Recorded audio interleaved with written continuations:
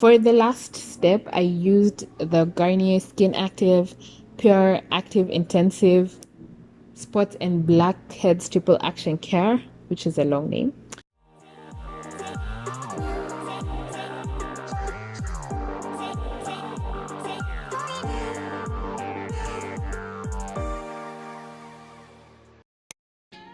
Hi guys, good morning from this side of the world. I am so sort of sleepy and tired, but good morning! Happy whatever day you watch this. My name is Nyake and welcome to my channel. I am tired of today. We are going to try and conceal my obviously tired face, and that's because some people woke me up at 3 a.m. but you know what, we love them all the same. So we are going to do the masking part of my skincare routine because I'm preparing for a shoot and I do not want to look tired, and so we are going to put some hydrating mask and roll the hell out of my face. So as we are getting ready, today's video is gonna be a girl talk chit chat kind of video, and it came from my lack of sleep thoughts. You know how your mind just goes overdrive when you are not sleeping? Well, that's what happened, and I was thinking about toxic friendships, because in your 20s you really pretty much realize how much toxicity you have had in your life, and also how much of a toxic person you have been. And that for me was the past 3 years. I've been going through a phase of unlearning everything that I thought I had learned but found out I hadn't, and I've been trying to get a footing for myself and really just come up with things that I believe in and with valid reasons that I can defend with regards to, shaping my life. So today I was thinking about toxic friendships. Okay, I would say relationships, but pretty much today I want to zero in on friendships, because they're those things that people don't really talk about. Everything you hear about your 20s is that you lose your friends, you don't know why you will lose them, or you will make the most important friends of your life, you don't know who are the kind of important friends that you're gonna make. And so I just wanted to zero in on toxic friendships today, and hopefully we can see what's up. So I have my notes as usual, so I may look down here from time to time. I'll try and cut that out, but if I don't, if it makes it in the video, hey. Also, the people out here have decided that they are going to clean today, so I hope it won't be that bad. They're sharpening knives, so but yeah. So this is the thing, I've been struggling with sleep for the past 2 months.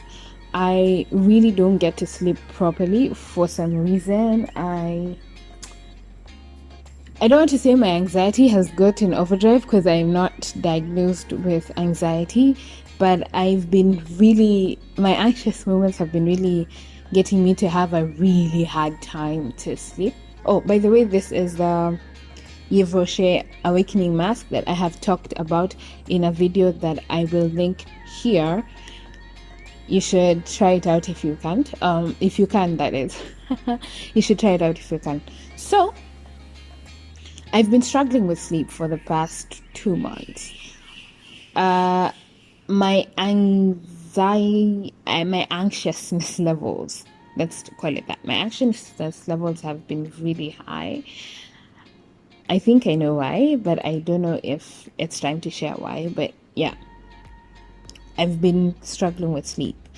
And so one of the things that I decided to do to sort of combat my struggle with sleep was to not check my phone in the middle of the night. So if for whatever reason I wake up at like 12 or 1, I try as much as I can not to pick the phone, because again, I also noticed that the minute the blue light from the phone just gets to your eyes, and then that's it. You will not sleep at all. And so I stopped checking social media at night. If I wake up before 6, I will not check social media, because my standard waking up time is 7. So I was going through social media just this morning because I couldn't sleep, and I saw something on one of my friends' timelines, and it made me question my life choices. Not because it was that inspiring, but I just felt a tinge of comparison creeping up, and I caught myself comparing myself / becoming jealous / all those bad things that you do when somebody has something that you were not privileged or you haven't had just yet. And so I was thinking through this particular friendship, because it wasn't always like that. We were such good friends with the same person, and those friends who you want for the best even when you don't necessarily have the best, it doesn't matter, they're your friends, they're winning, that's the thing. But then at some point, I found myself feeling bad about their winning in life. There's a very long story to this, but a couple of things just led to that. And I was reflecting on them this morning, which is why we're talking about toxic friendships. So we had been friends for a while, and a long while at that. And, in the process of being friends, then you form other mutual friendships and stuff like that. So it started, as far as I can remember, when they started talking about my relationship in a very weird light. It was sort of a comparison-ish stuff. And the problem with this whole situation is that I heard it from somebody else. So I shouldn't have. Ideally, I shouldn't have, and I think that wouldn't have changed our relationship much. But I heard it from somebody else, and they were comparing or spreading allegations about my relationship in comparison to theirs. Okay, so that's what happened. And so I began feeling like, excuse me, let me show you the real thing. I can show you the real thing. And that was me. I was feeling like I need to fight for myself, and I need to, show you. I don't know if you guys have had that. I need to show you that, excuse me, mine is legit. If yours is not, suit yourself. I don't know. Something like that. And so starting from there and a bunch of other things, I then started finding myself comparing myself and they were bought for Arus today. Was I bought for Arus today? They were, was I? And so it became a space where I couldn't even enjoy the things that I had, that I liked, that were my blessings, because I was drawn into this competition that I didn't even understand where it came from. And so I kind of went cold on that relationship. I went cold, and I sort of broke it off-ish. I don't know how to break off relationships, friendships, to be honest. So I usually just ghost, or I just let it die a natural death. Natural death equals to just being acquaintances and talking about other common things and not being intimate with these people. So that's what it became, and that's just how they die. And so I was thinking about it. I share the story just to sort of pick out how you can identify you are being the toxic person, or you are in a toxic sort of relationship. So number one is if they make you question yourself, and not in a good way. You know, there are people who can make you question your life choices, like, was it a smart choice? But if they make you feel bad about things that are achievements to you, then maybe it's time to leave. You know, if say you bought land or bought a car, and then someone is like, should you have bought that car? Do you even have enough money? Who did you ask a loan from? Maybe it's time to leave. You know, if they make you feel bad about things that are supposed to be achievements to you, especially if they are in a very legit sense, you know, achievements and amazing things, then maybe it's time to leave. And then again, check yourself. If you're the kind of friend who's watering down people's achievements, then you're the toxic one. Maybe you need to check yourself. Something else is if they don't respect your decisions. So you can say, for instance, choose not to take alcohol, and then someone is like, oh, you think you're better than us because you don't take alcohol. I mean,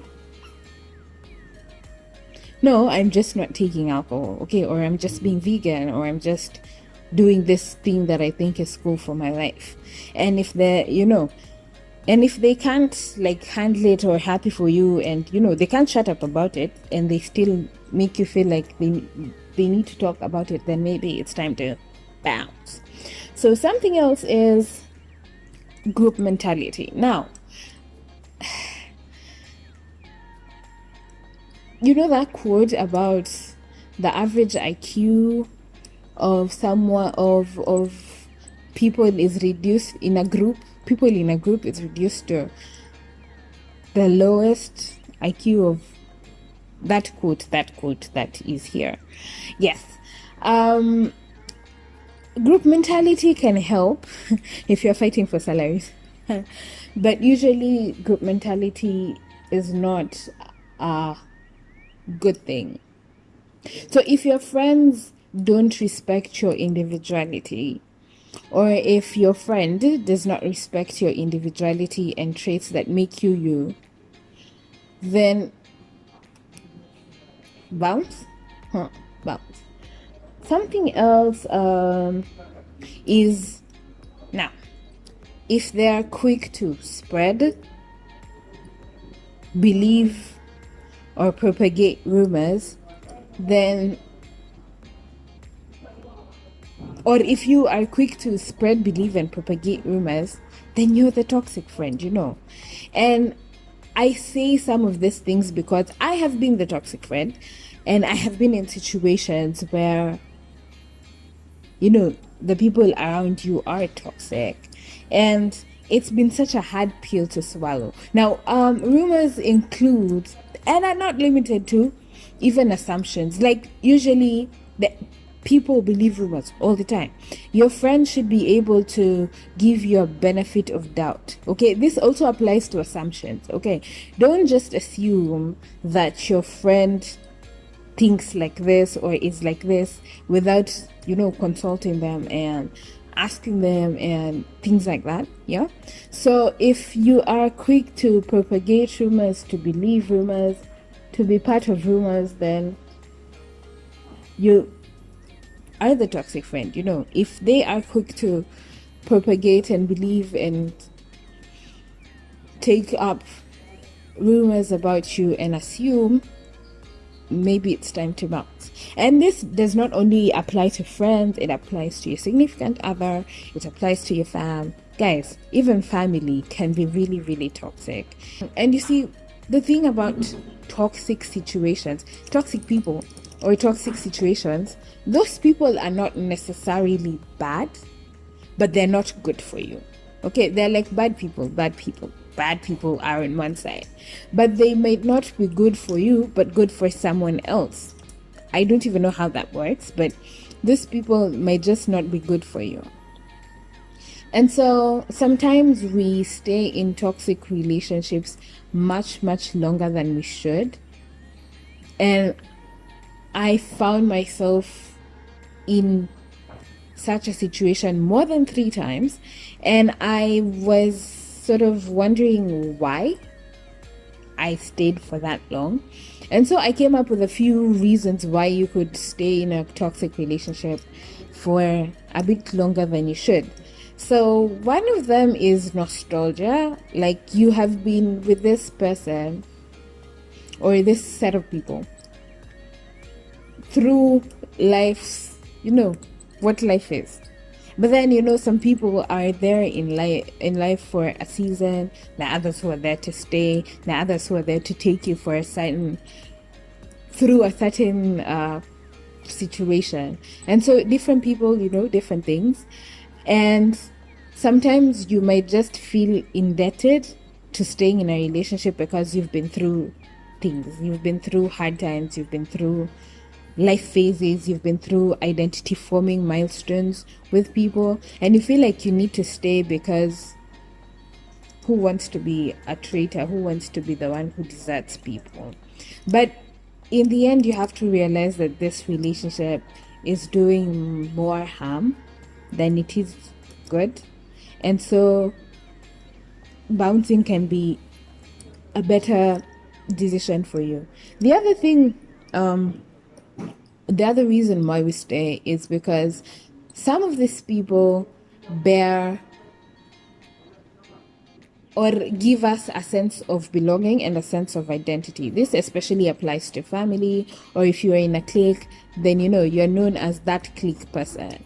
And so when it's time to leave, it becomes a little bit difficult because that is all you have known. This family is all you have known, or this set of friends is all you have known, or this person is everything that you know about that particular relation. And so it's really much, much easier to stay than it is to leave, to be honest. And that's part of the reason why you can stay. The other thing is it's comfortable.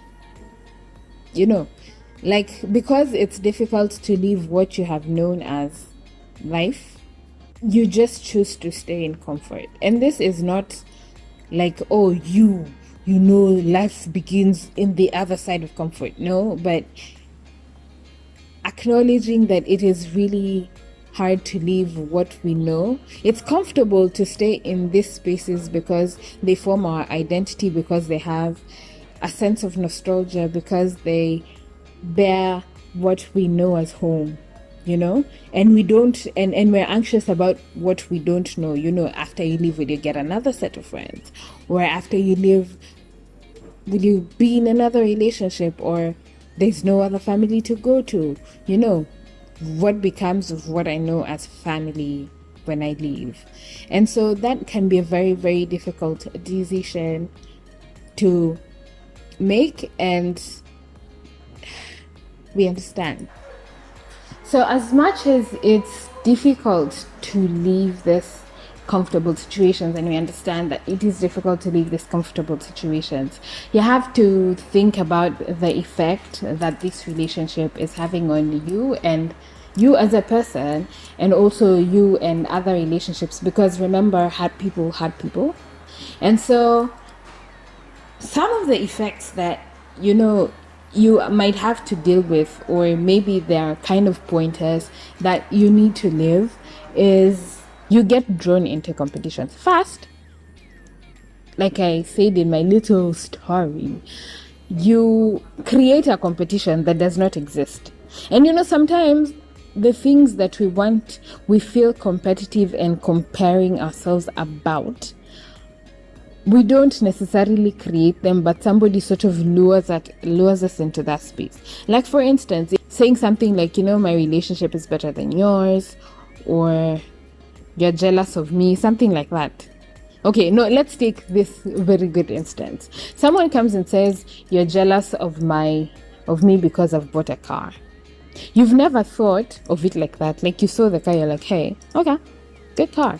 Or you didn't think much about it. And then they come and say, you're jealous of me because I have a car. And then you start feeling like, Kwani, you think I can't get my own car. So you start a competition where you're getting a car. And of course, when you're going to get a car, you will not get a small car. You'll get a car higher than their car because they thought you were jealous and you're like, no, I can make my own, whatever it is. You see? And so they invite you into a competition, and then you get sucked into a competition that you didn't even know existed. And and that can happen to you in so many levels, even on social media. Sometimes it's not even that they're toxic, but people just draw you into a competition that you didn't even know existed. And then you catch yourself feeling some type of way, then you're like, oh, is it because, or is it, And so sometimes especially your closest friends, like your close inner circle or your people that you call your friends, that competition can be more, I don't know, dangerous, sucking in than say random strangers on the internet. And if you find yourself being sucked into a competition, especially because of people's remarks and people's then you just know you're in a toxic situation. The other thing is that if it sparks jealousy, if you feel sucked into a competition that you don't understand, feeling jealous about something that did not even bother you, then maybe it's not a you problem, it's a surrounding problem, and you need to detach yourself from it. Something else is if it makes you, being in a toxic situation makes you very, like, that judgment that people usually have or have passed against you sort of rubs onto you if you stay on for too long. So you find yourself really, really judging people. I have caught myself a couple of times, and when I think back in my life, I'm like, oh my God, I think I have been one of the most judgmental people there ever existed. And I realized that, and I've been really working towards chilling, cutting people slack, letting it. And even if I have a judgment, don't say it, not saying it. And, consciously reminding yourself that, hey, you're going back there. But it makes you very, very, very judgmental. And in some ways, I think sometimes even some people can be toxic in certain contexts and in certain aspects of their life. And so you have to really, really watch out who you're hanging out with, what they're saying about certain things, and pick and choose where you're going to listen and where you're not going to listen. The other thing is if you find yourself doubting yourself, and this is really, really important, because you can have really worked hard and you can have really put your heart and soul into something, and then people are like, and then you start asking yourself whether you're good enough, whether it's good enough. Are you just, floating in the wind? Do they read your stuff because it's not good enough? Do they not watch your videos because they're not good enough? Are you just some random person embarrassing yourself on the internet, and stuff like that? And then it makes you doubt the quality, makes you doubt the amazingness, makes you doubt your ability and your hard work that you've put in to produce whatever work that you have. And if you find yourself doubting yourself, ask yourself, where does it come from? Who has planted this doubt in your mind? And if you can figure out who, then it's time to bounce. I just wanted to encourage you, but before encouragement, let's moisturize. I have rolled my face for the gods. I'm going to apply this U Herbal Neem Cream on my eyes because I do get a bit of eczema. And sometimes when I apply any moisturizer, my eyes and the area around my eyes flakes. So I really found that this neem cream worked like magic. So I'm going to apply that around my eyes. So as I was saying, it can really be difficult to leave toxic situations. It can be daunting and scary to leave toxic situations, and it will take time to recover and, you know, figure out what is your part in how you feel and your contribution to this toxicity. But it's worth it, because once you recalibrate and figure out who you are and what you are, it's better for you in the long run. You make steps forward. Sometimes you don't even progress, or you don't start things because of the people around you, and it's really, really good to check who is around you. And it's worked. I remember actively leaving a particular toxic relationship, set of relationships for about 2 years ago, and another one I think for 3 years ago. And it's taken me time to kind of figure out who I am apart from those relationships, and to see how damaged I was, and how I could have possibly damaged the said parties and their perception to themselves. And I've been really, really watching out the information that comes in from them, and that I expel to them, to try and undo and figure out who I am. You know, try and undo the toxicity and figure out who I am. It's taken 2 years, and I'm not like completely over it. I am now a little bit better.